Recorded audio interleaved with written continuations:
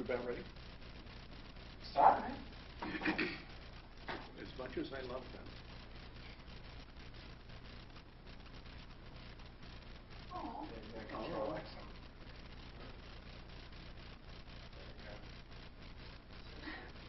I know they'll be back in 2 minutes. Just wait until Tim starts posting pictures of you standing. We're reading his pictures of you standing. Okay. Part of what we want, well, number one, welcome. One of the things I would like to do for some parts of this presentation, and something to think about all through the presentation. So right now there's a URL. It's a tiny URL. Anybody can go to this URL, and everybody's got edit privileges over it. It's an experiment because I'm trusting everyone to keep it clean, Don't go keep it bananas. relevant, and not to go totally bananas. But what we're going to do at a certain point is do some brainstorming. And this is going to facilitate that, and it's something that we can use during the course of the presentation for people to get ideas going when you have the idea, instead of trying to save them up and then remembering everything right at the last minute. So for everybody just coming in, this URL is for a Google Doc that everybody can go to and have edit privileges on. We're going to talk about social responsibility in librarianship in law schools and in computing. As you have ideas on how technologists and librarians can get involved in the kinds of things we're talking about, feel free to add an entry. Again, trusting everybody, keep it clean, please. But that's what we're going to do. And to start off, we have Charlotte Schneider. I guess this is on. Rutgers University with some introductory remarks. Then we have Craig Newton and Sarah Krug from the Cornell Legal Information Institute, who are going to talk about... I'm going to be talking about what we've seen in the traffic on our website, essentially since the start of 2017. And I'll be talking about the development process, redevelopment process for an application that supports research on rulemaking activity. Okay. Let's get started. They told me to talk into a microphone, so I'm going to try to do that. So I am going to talk very briefly about librarian and IT activism in the age of Trump. Librarians and IT specialists are great for this sort of thing because they are motivated by internal forces to spread the word, spread real information. And in terms of real information, one of the things that I love that librarians do is they create LibGuides. LibGuides are public resources, they are indexed by search engines, and they are easy to find. And these days, what librarians are doing with these LibGuides is they are trying to educate all of us. So one of my favorite LibGuides that is trying to educate us is about fake news. For those of you who were at this morning's keynote speech, you probably heard Michael Caulfield, I think that's his name, talk about his book, his open book about how he's teaching students how to combat fake news. That is not the only initiative. There are LibGuides out there. And there's one LibGuide in particular. It's gotten some press. And actually, let me back up. One of the ways that I know about these things is by following blogs that aggregate information for me. Who here is a member of AALL? Not you. Oh, excellent. So you guys will probably know everything that I'm about to talk about. A lot of the information that I know about librarian and IT activism comes from the know-it-all emails, actually. So if you have not been paying attention to them, you should be. So this actually came out of one of those know-it-all emails. It is a LibGuide that has gotten some press attention because it is supposed to educate the public on how to combat fake news. And the LibGuide talks about how you can recognize fake news and how you can score against it. Are LibGuides sad? No, LibGuides are not sad. LibGuides are great. So, so recently I've gotten dinged for saying curse words aloud, so I'm going to spell this one out. This LibGuide presents an acronym spelled out CRAAP to educate people about currency, relevance, authority, accuracy, and purpose. And it doesn't just shoot those buzzwords out at you. Within each section, there are questions for you to ask yourself in the face of a news story to figure out if what you're reading is fake news. The librarians who have put this LibGuide together, they tell you how to score each one of these categories against the news stories that you're seeing. Gotta love librarians. In terms of IT activism, you guys are probably much more familiar with this than I am, but again, these things come out of those know-it-all newsletters. A lot of IT specialists are putting together apps that are tracking the current administration, all of the policy decisions, all of the policy changes. Some of these apps completely ignore Twitter and everything that happens on Twitter, and some just focus on everything that comes out of, you know, actual government. These apps are Googleable. If you follow the know-it-all newsletters, look up on them. A couple of them, just to name some, there is Track Trump. That's one that ignores Twitter and it just follows policy decisions. The Cabinet Center for Administrative Transition is also following policy changes. And also there is a Trump Human Rights Tracker that is following how all of the various policy changes are impacting human rights decisions across the world. So that's a little bit about what librarians and IT specialists are doing, and I'm going to turn it over to the other IT specialists who know much more about this than I do. Not an effective segue. All right, we're going to take the URL off the screen there. And I gave fair warning to the folks who came in early that my slides are going to be difficult to see from the back row. I apologize. It's kind of a limitation of the graphics I'm forced to use. But if you can't see, feel free to move up as I get set up here or at any time. And I will otherwise try to competently talk through what we're looking at so that it doesn't matter if you can't see all the little numbers Google gives us about traffic. So here are 3 speakers, and here's our title slide. So I'll start with some disclaimers. The first of all, you've already seen, is logistical. This was one of those presentations that was originally supposed to be 2 different presentations. Sarah and I were going to talk about what's been going on at our place at the LII at Cornell in 2017, specifically with an eye toward everything that's gone on with the election, et cetera, and how that's affected traffic and other things. And John had proposed this session on supporting activism through online technologies. Elmer asked us to combine them. We sort of met in the middle. And the logistics have not been perfect, so I think we're going to try to make up for in substance what maybe we lack in style as we've gone back and forth between speakers. So that's kind of my first disclaimer. The second disclaimer is statistical. As you might guess from somebody who starts with a page of disclaimers, I'm a lawyer. I am not a technologist. I'm not a statistician either, so you won't be seeing any bell curves or hearing about standard deviations or anything as I talk through the traffic stuff here. Also, while we're focused on serving the public, there's no doubt that we have a lot of lawyer traffic on our website too.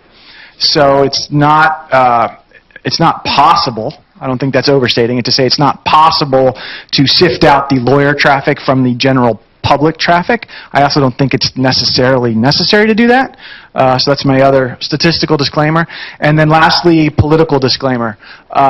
We at the LII work very hard to maintain a website that is viewpoint neutral, both in terms of just putting out a lot of primary law, and even in the secondary content that we supplement it with, we stake a lot of our reputation on being right down the middle on everything. So despite the sort of overtones of the session, I guess, and I can really only speak for myself, but there's not one correct kind of activism. There's not one preferred, in my mind anyway, not one preferred political or social viewpoint over the others. We're not here to endorse the left or the right or the center.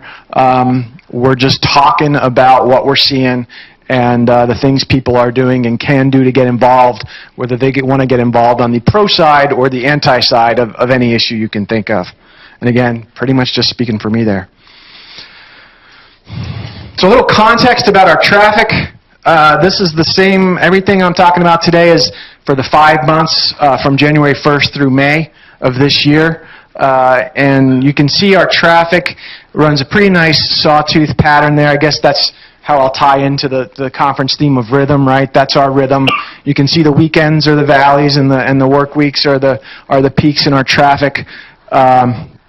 You can see the inauguration and everything that came after it very nicely there as the tall peak.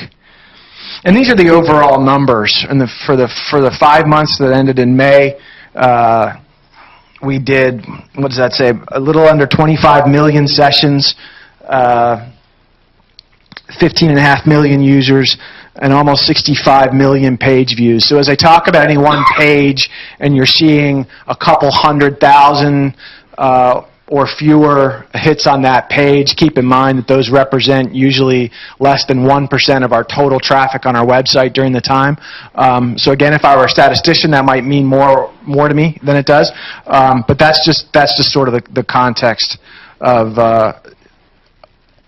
in which the following information is presented. This is what a normal traffic pattern looks like. Of course, there's no such thing as normal for us or anywhere else. But that's fairly typical, and that again, you see that same kind of sawtooth pattern of weeks and weekends. You can see in the green box there, for those of you that can read it, was about 290,000 page views on this particular page. This is a page that's been flat this year, despite being about 25% up overall in traffic over the same period last year. This page has not experienced that, and what this page is, well, hold on one second. The red arrow there reminds me. The other thing I want to point out about this slide is I know nobody can see that number beyond about Tim and Nick there in the second row. That's saying that about 86% of the traffic to this page comes from Google. And if you combine the other search engines, it goes up well into the 90%. So most people that are coming to this page on our site know exactly what they look for and are typing it in to Google and landing on this page. And this page it's one of our most popular pages year in, year out. It's Federal Rule Civil Procedure 26. So again, a page is probably visited by lawyers and law students almost exclusively, but a lot of traffic. Again, 290,000 views on one hand is a lot of traffic. On the other hand, it is less than 1% of the traffic that we're talking about over this 5-month period of time. So here's an example of a page that spiked due to current events. You can see the big spike there occurring Sunday the 29th of January of this year, with a little bit of a bounce afterward, and then fairly flat. Now you can see the red arrow again. I'll have to read it to you since you're not be able to see it. But only 56% of the traffic on this page comes from Google, and the Facebook twins, mobile and desktop, accounting for about 12% of the traffic on this page. So that's not trivial. And this page is, I should make people guess what these things are based on the dates. This is one of the major immigration statutes. It's was it 8 U.S.C. 1182, and that's up 1,100% from last year. So this was when the executive order came out, is when you see that spike, right? The executive order on immigration, and then you had the various court actions that went forward and the opinions that came out, and that accounts for those other spikes. And then it's been fairly flat again. Here's another page where traffic from Facebook is significant. On this page, you see the Facebook twins now accounting for about 40% of the traffic to this page. 225,000 page views on this page, and Google being down now to less than 50% of the traffic on this page. This happens to be Valentine's Day. We saw this spike. But it didn't have anything to do with Valentine's Day. Any ideas what this was? Tom testified for No, this was not Tom testifying before Congress, but good. He's watching, so we're talking about you, Tom. This was actually when Mike Flynn resigned. And this page is the statutory definition of treason, interestingly enough.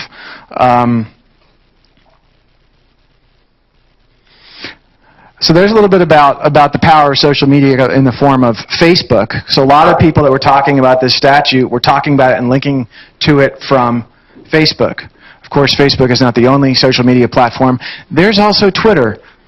This particular statute up 76,000% from last year in terms of page views. Not something, and you can see by the flatness of this line that's not that spike. Nobody is interested in this statute at any other time other than when it was in the news.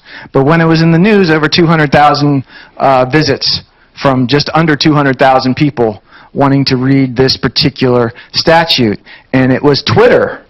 That red arrow there, even if you can't read it, that is Twitter, accounting for almost 40% of the traffic to this particular statute. And then you've got the Facebook twins also coming in strong. So now we're up at over half the traffic coming in to this particular statute from social media, particularly Facebook and Twitter. And there's Google in sad little third, providing just 12.4% of the traffic. So you went from something like Federal Rules of Civil Procedure, where it was 85%, down to this thing, which is at 12% of people typing it into the search box on Google and finding this thing on their own. Most people coming from a link somewhere in social media. Any idea what happened on the 31st of January? This guy, this handsome fella. This is the statute that talks about who can sit on the National Security Council. Again, something no one is interested in outside of when it was in the news. It's not just politics. We'll take a break from politics for a second. April 11th, 1,300% increase in traffic on this page from last year. Something happened on or about April 11th that had everybody looking at this particular reg. And I didn't even block this one because I know nobody knows what was it 14 CFR 250.5 is. You can see the social media triplets there, the two Facebooks and Twitter, all doing their fair share to get the word out on this CFR section. And then this time, these blue arrows show links from articles in the popular press. This is Gizmodo there at number 4, The Atlantic at number 6, and Marketplace.org article number 8. Not huge amounts of traffic. In fact, they aggregate to less than 10% of the traffic into that one page. But that's the first time we've seen that kind of thing on one of these pages that we're talking about today. Can anybody remember what happened 2 months ago that got everybody all excited in the news? Nope, not net neutrality. I'll show you the picture and you'll instantly know. I won't have to say what it is. Everybody remembers this fella, right? Yeah, so that's the reg on when airlines have to compensate and how airlines have to compensate people denied boarding.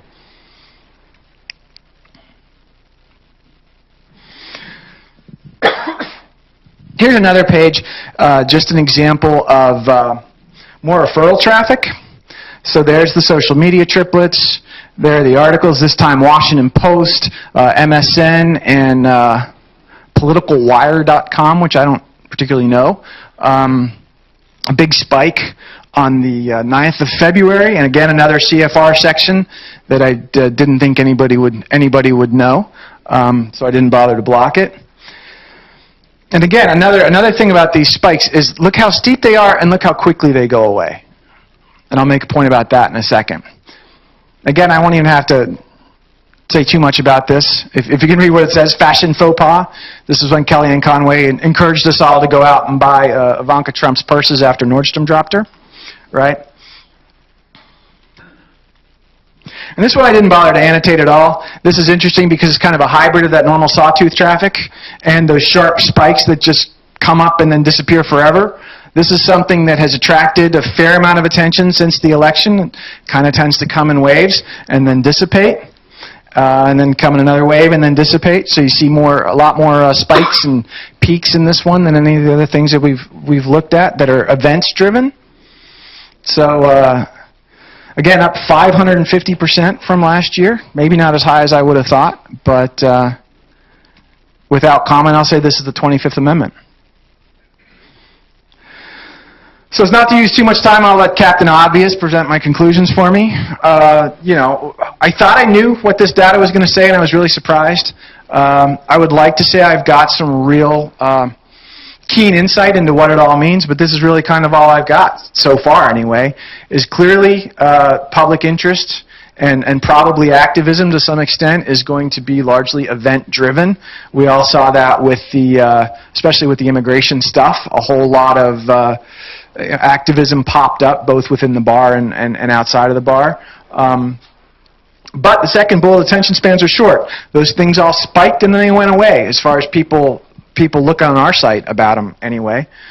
Social media is powerful. Again, another obvious conclusion. I was really surprised to see. I didn't think we could possibly, given that roughly 70 to 80% of all of our traffic is Google driven, I did not expect to see any page that was only 12% Google driven, much less a popular page. The power of Facebook and Twitter to mobilize people and to get them out there probably cannot be overstated at this point. And to me, the takeaway from a supporting activism standpoint is you can build this great website or this great portal or this great application, but if people don't know about it, they're not going to find it. So also take the time to build and reach out to your social network because the social network can point people to that resource that you've created. Because if you've created it and you're just relying on people to, Google, let's stick with immigration as the example, you could very well get lost in the shuffle there. And then my last obvious conclusion there: Phoenix is hot. That was my attempt at humor. So that's it. Sarah's now going to talk about a tool that we're repurposing or rebuilding, and I'll let her, I won't try to describe it for her.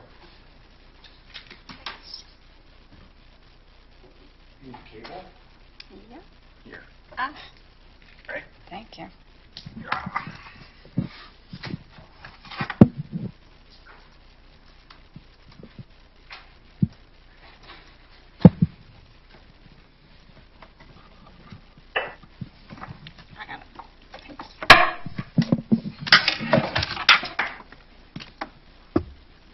Bear with me for a second. Thank you. All right.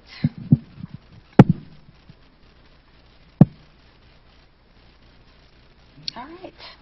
Well, this is, I'm going to take a break from this for just a second and start from the beginning. I wanted to talk today a little bit about an actual application that we have repurposed, adopted, and rebuilt. It was originally built by the Sunlight Foundation, and we were very impressed when it first came out. And we, when it became available for project adoption, we snapped it up. First, Craig gave a couple of disclaimers. I'll reiterate. LAI's mission is to help people find and understand the law. We use technology to do that by building applications to help people gain context for what they are seeing. And we've done that for quite a while now. This is our 25th year. We're not activists, but we do think of ourselves as helping quite a lot of activists. The problem that we were looking at and that we had been so impressed with when this application first came out was that although there is quite a bit of activity around tracking Congress's activities, whether from a purely informational point of view, which is now in 2017 very well covered by the new Congress.gov, or in terms of being able to support tools that that help activists track what is going on in Congress and understand what the context of a particular bill might be, how likely it might be able to pass, like services that have been provided by GovTrack for about 15 years, or in support of investigative journalism like ProPublica is providing now, and many others. There has not been nearly the same kind of interest or activity for executive branch undertakings. And so my understanding is that there is still a tremendous amount of heavy use of the very excellent federalregister.gov website and regulations.gov website by a lot of people who need this as an information service. It's difficult to use, and the alternatives are primarily for pay and quite expensive. And so the application, Docket Wrench, which was developed by the Sunlight Foundation and released in 2011 primarily, was developed in order to help people understand how the electronic rulemaking process was working and answer questions like, what is this particular rulemaking about, who might be involved, and what are they saying? And they brought to bear some fairly new to the off-the-shelf market technologies in order to support this service. So at this point, I'm returning back over here, and I'll give an example. And this still has been recently redeveloped by a team of Masters of Engineering students led by our staff developers, Sylvia Quache and Nick Sanoa. So it's still a little bit rough around the edges and is available at the moment only on private server. But I will try out this example so that you can see what the basic feature set looks like. So I've typed in here sea turtles. It is a little bit harder to read. I'm going to make it just a little bit bigger. Typing in a search term yields a list of matching dockets in the rulemaking process. It also parts out any notices, rules, or proposed rules, and those are in the different stages of the rulemaking process that have been posted. And then it also displays separately the comments that have been submitted on that topic, organizations and agencies. And briefly, you would have seen below if you were looking very quickly, not all of the functionality has been completely restored, and so it wasn't listing organizations there.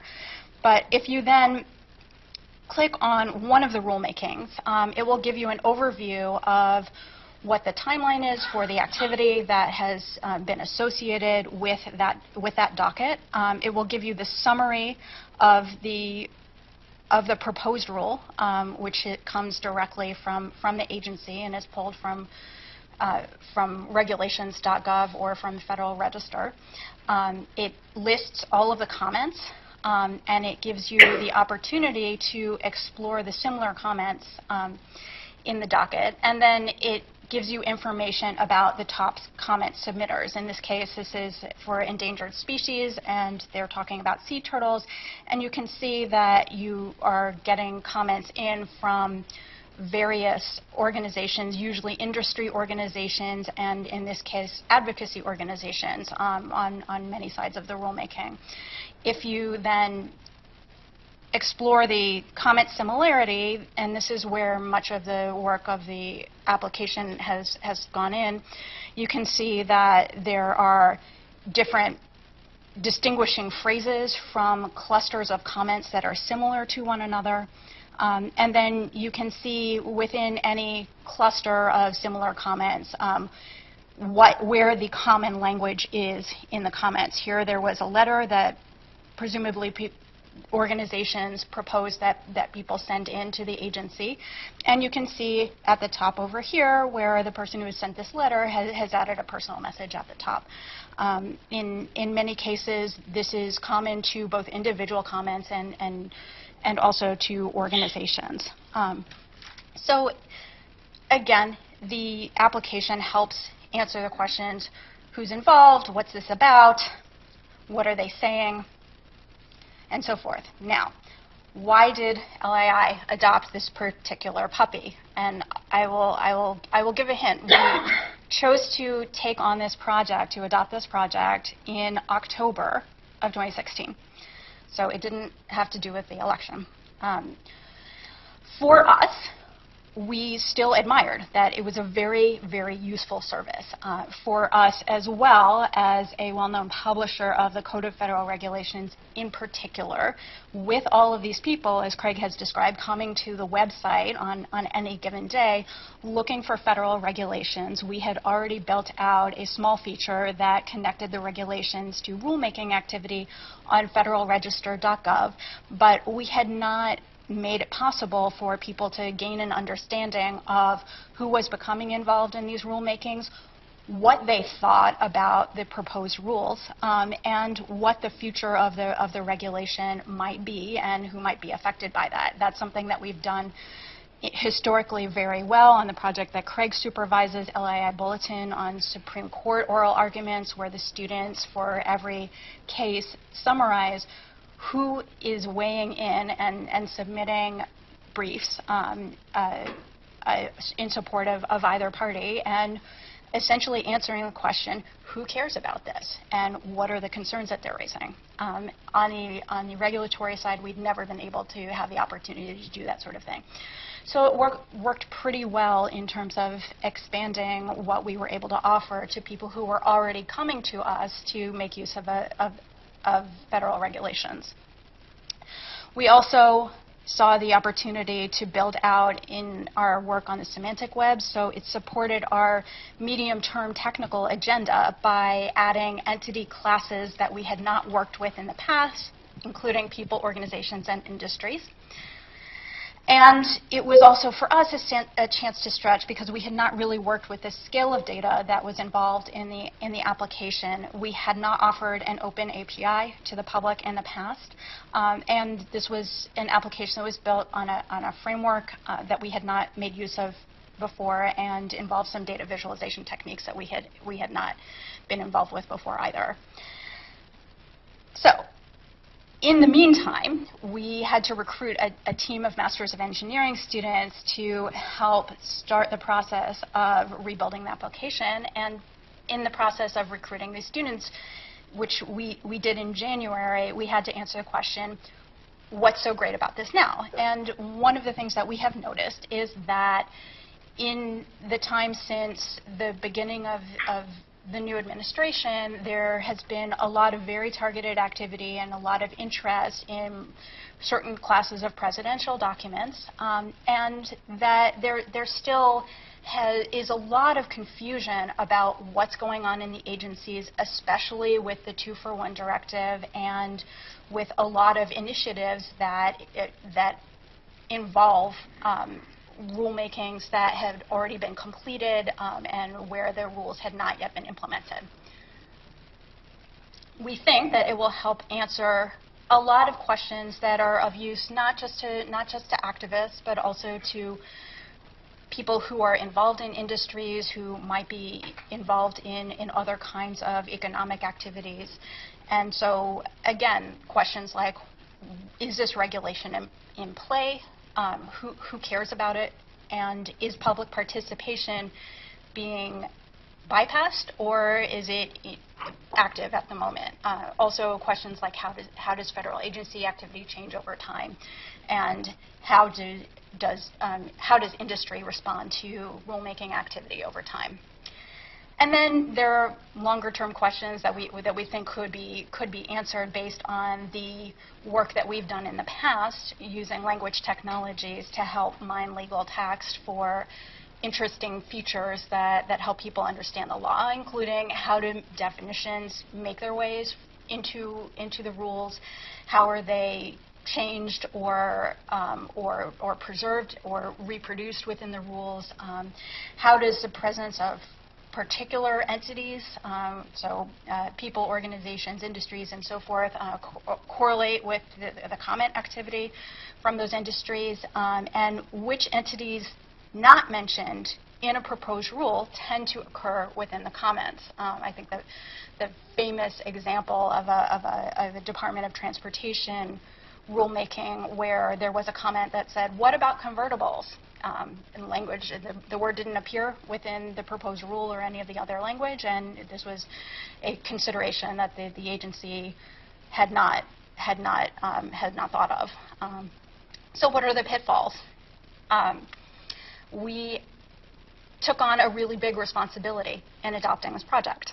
The software had not been running, the service had not been running for a couple of years before we picked it up. The data, and it's a massive data set, 3 terabytes of comment data, hadn't been preserved. The API is throttled to 1,000 requests per hour, and at one point we were able to get a temporary limit for a couple of days, kicking it up to about, I think, 2,500 per hour. And so we needed to restore the full data set, which we still haven't done. Other potential pitfalls, as I mentioned earlier, we ourselves are not activists, and we didn't want to confuse people about whether we were deviating from our mission. We see Docket Wrench and the data that it depends upon as being one set of applications that can be generated from this information. The purposes to which Sunlight Foundation put the data was one possible application. They focused very, very closely on the connection between lobbying activity and rulemaking activity. That is not the central focus of anything that we've ever done, and there's plenty of activity to go around. It can continue to support that sort of answering that sort of question, but that's really within the scope of other organizations. So more potential pitfalls. The original developers on this project had to write scrapers, and for regulations.gov, scrapers for non-regulations.gov participating agencies, and support an API. It's a big responsibility. Government websites and APIs and other services can change over time and move around, and it takes resources in order to support that. I'm showing you here in terms of what did it take. So Sylvia, Nick, and I spent a semester with 14 Masters of Engineering students, and during the course of the semester, they worked extremely hard and managed to get the website to function once again. At the beginning, when they started, it was not working or doing any of the things that you saw in the demo. It's a lot of people, and they put in a great deal of time, and we have not yet scaled it to account for all of the data, and it's going to be a while before we're able to offer that service to the general public.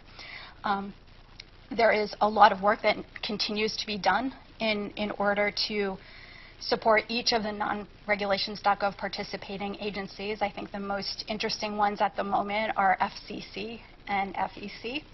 And there is a great deal of activity that e-rulemaking does not cover. A lot of executive branch activity that is completely separate and cannot be addressed by the service.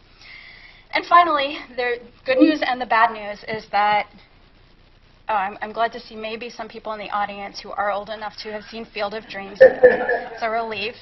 If you build it, they will come. There's been a lot of interest in using the service, and that means that we are responsible to this audience, and we will continue to be responsible to this audience in order to preserve it. So a brief infomercial before I turn this over to John, which is that this summer we are going to be testing the existing application as the students have restored it, and we are going to be looking for people who are interested in making use of the application to help us do a little bit of a shakedown and give us some feedback on what kind of features we could look forward to in the future. So thank you. Thank you.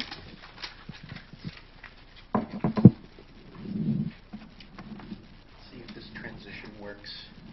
Going from HDMI to VGA.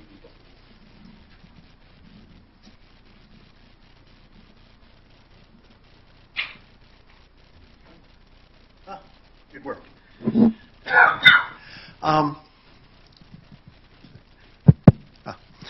I was thinking about changing the way I was going to do this part of the presentation. One of the things I would like to mention and talk about just briefly as a topic is there are many kinds of activism. And you guys were just mentioning that you don't think of, well, you think of yourself as activists, maybe. You are. Well, but there are different kinds of activism. There are activists for free information and for making information available to the people. And then there are social activists who are using that information for various purposes. As far as making information freely available is concerned, over the last 10 years or so, myself, I've had some very interesting experiences and gone to some places that have really opened my eyes about a lot of things about American politics, for example. I think it was about 10 years ago that I was first invited to go to a meeting in Washington that was sponsored by the UN and the U.S. House of Representatives on legislative information being made available easily and electronically. And the person who came and spoke at the reception that evening telling us how important it was that we do this work and what a great thing it is and how he's going to support it as much as possible was none other than John Boehner, who was the Speaker of the House of Representatives at the time. And in fact, John Boehner, as the person who runs the House of Representatives, gave a lot of support and a lot of leeway to the clerk's office in the U.S. House of Representatives to develop some wonderful tools that they have now for the public to access U.S. congressional information that hasn't really been available before. If you ever go to docs, is it documents or docs? docs.house.gov. Wonderful website. But this was a brainchild of, it's a brainchild of the techies in the clerk's office, but it was supported very enthusiastically by the conservatives in the House. It was mentioned just a little while ago that Tom Bruce recently testified before Congress on the topic of making PACER free to the public. And everybody who was testifying that day was testifying that it's about time that PACER got made available for free to the public to make the court's operations more transparent to the people. And who was the chairman of that committee who is making it happen? He's from California. He's very conservative. It was Darrell Issa from California, and not known for his Democratic leanings or liberal politics at all. This goes back and forth, and in fact, I know some very liberal people when I talk about this and bring up the fact that some very hardcore conservatives are very enthusiastic about free information. They're very surprised, and they don't think it's likely, and they doubt my word sometimes because it's so unlikely to them. But conservatives, here's a secret to, the hardcore liberals out there. Conservatives think they're right, and they very often think that if information really gets out there, people will think their way. And they're open, well, they may or may not be open to them being proven wrong by open information, but they're interested in open information. It cuts across the political spectrum. But now taking that and taking it to a next step, to something maybe beyond what the LII is doing. And let me tell you how this half of what was going to be a completely separate session came about. I was talking to some colleagues at some other law schools, and it was around the time that the original executive order restricting entry into the country by people from certain Muslim countries was first an issue, and there were people piling up in the airports, etc.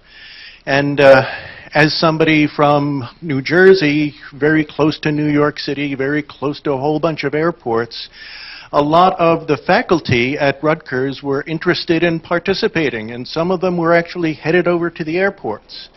And they needed support, and they needed help.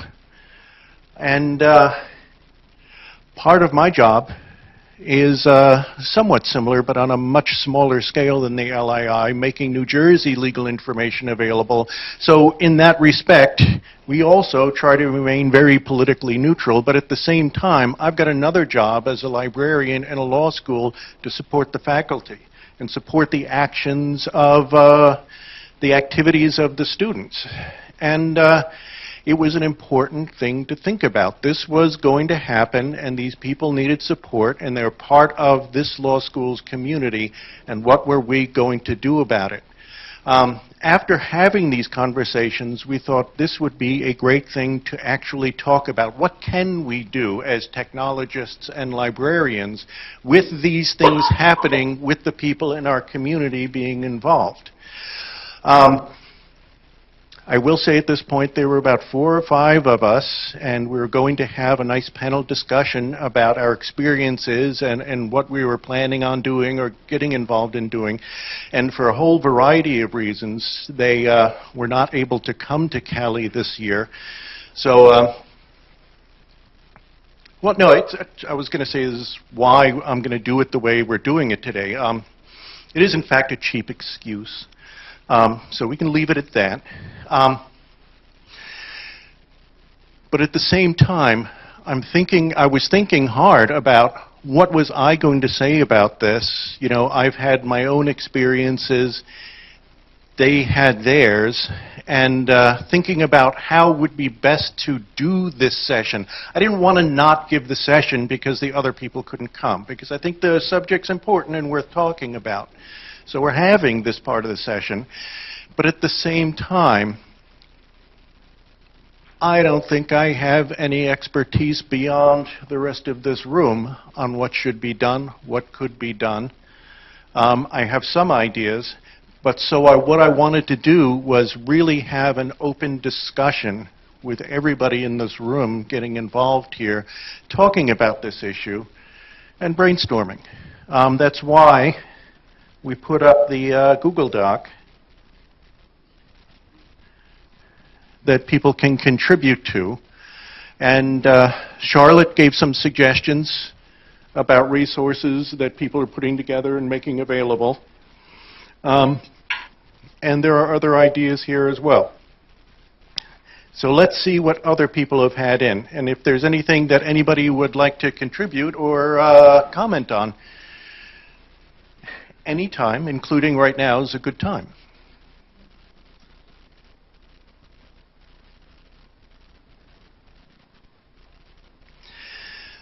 So, the first comment we have is, why is the stage the darkest part of the room? Contrast, we can't see. This is important. Got nothing to do with this, though.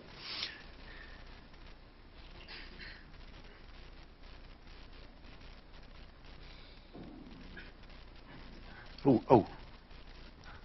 Here we go. Thank you very much. One of the ways that this is linked is, I also, and I'll be talking at 4 about visual information, but this blog is an example of something that is part of more work from lots of communication as well. So when we have events, it's pretty easy to request a faculty member to come in and give a talk or be part of on something that's related, as the LII presentation showed. It's really recent and relevant. So we've had things on healthcare law. We've had things on just congressional information, like how is congressional resistance and balance of powers and things like that. Those are great events, but it's limited to the people in the room.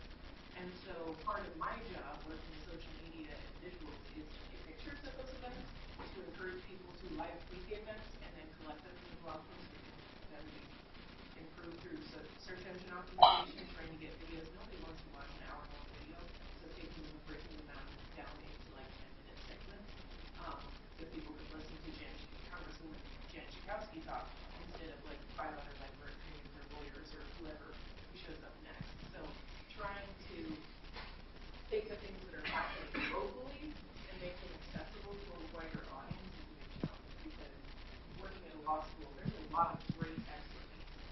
And if they're talking to someone one-on-one, they're going to be able to explain the law and what's happening in a really accessible way, because that's their expertise. But that doesn't mean that they're necessarily going to write an article for me that I can post online. They're willing to talk one-on-one. So matching their information preferences to the way that people seek information. So I'm hoping to get more students who are willing to attend that as the next year. Thanks. So what can we do with technology, maybe? I know one experience that I had, and I wasn't doing this particularly, but I saw it happening, and I was really blown away by how well it worked. As when the Occupy movement was just at its peak, there were several hundred people camped out in front of Philadelphia City Hall, refusing to move, and all camped out in tents. And they had fantastic bandwidth. And they had fantastic bandwidth because there were a whole bunch of people in a little tent that had a whole bunch of computer equipment.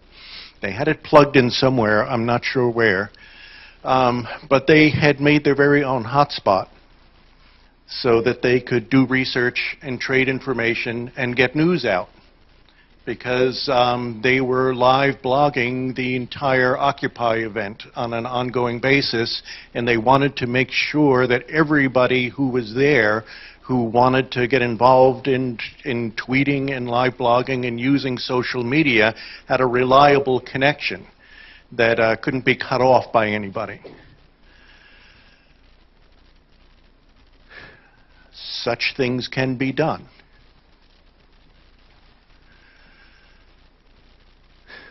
Could we do that for faculty members that are going to airports to help immigrants who aren't being let into the country and challenging the authorities?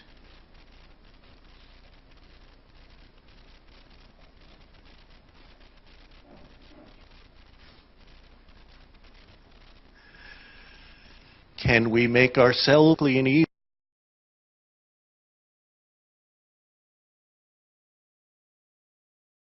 easily in situations like that, in emergencies, which is something that as law school reference librarians we don't do very much.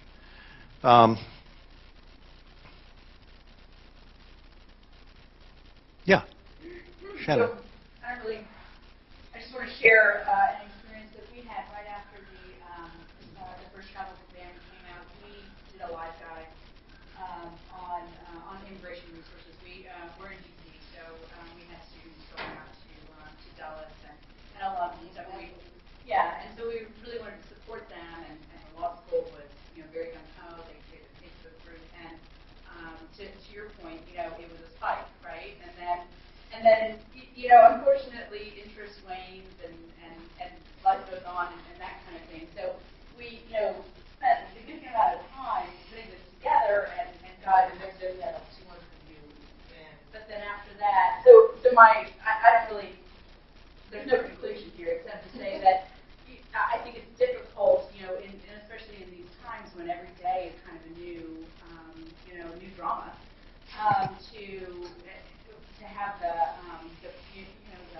people power to kind of keep up with it. So it's really just a comment, and I don't know if anybody else has had similar experiences, but we definitely try to, I think, link to work that's already been done by other people, other librarians, other organizations, but just kind of a comment to put out there that I think it's something that we can, like just trying to keep up.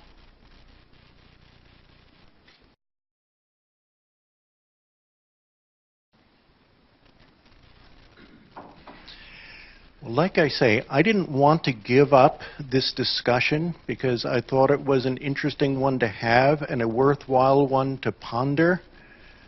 And my own set of answers about the question of how we can help and get involved is somewhat limited. There's things I've seen and things I've done.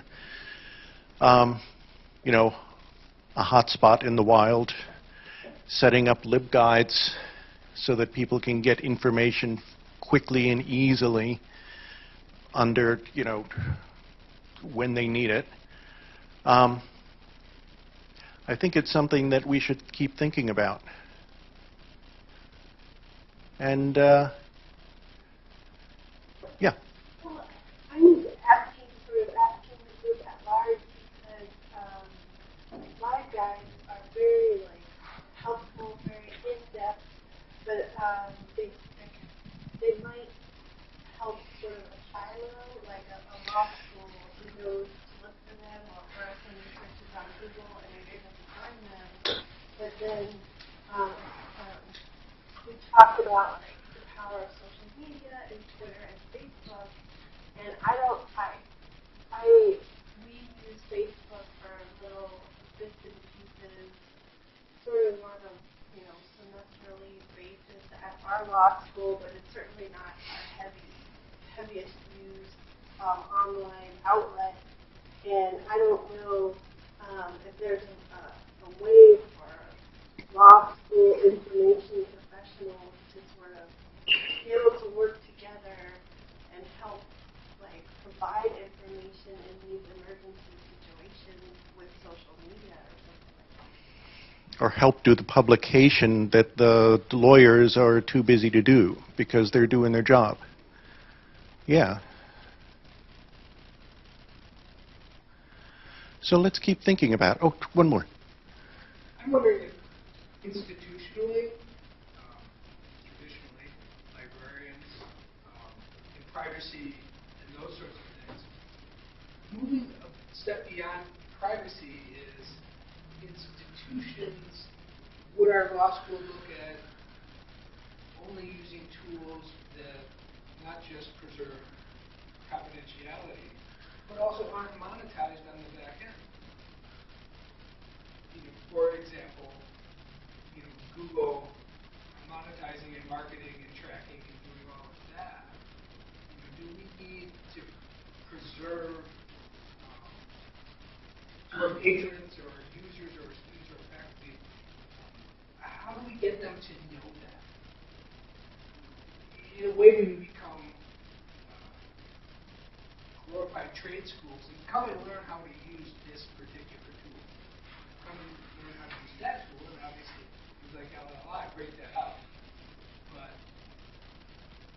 from your browser plugins to the tools you're using on your network, what your university policy is, do our patrons have a higher level? Should they expect a higher level of protection from those of us who may have some influence? I'm not sure if I'm saying it correctly. I think they do. We should all be using Tor. Well, under certain circumstances, I could see it. Yeah. Probably not always.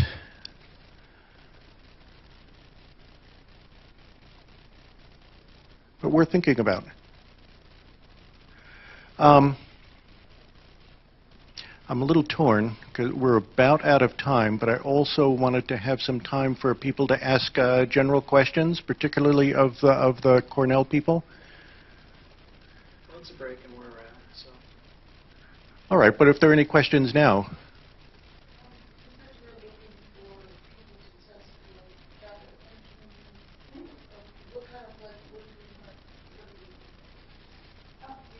We're very interested in two things. One is we believe that we have proper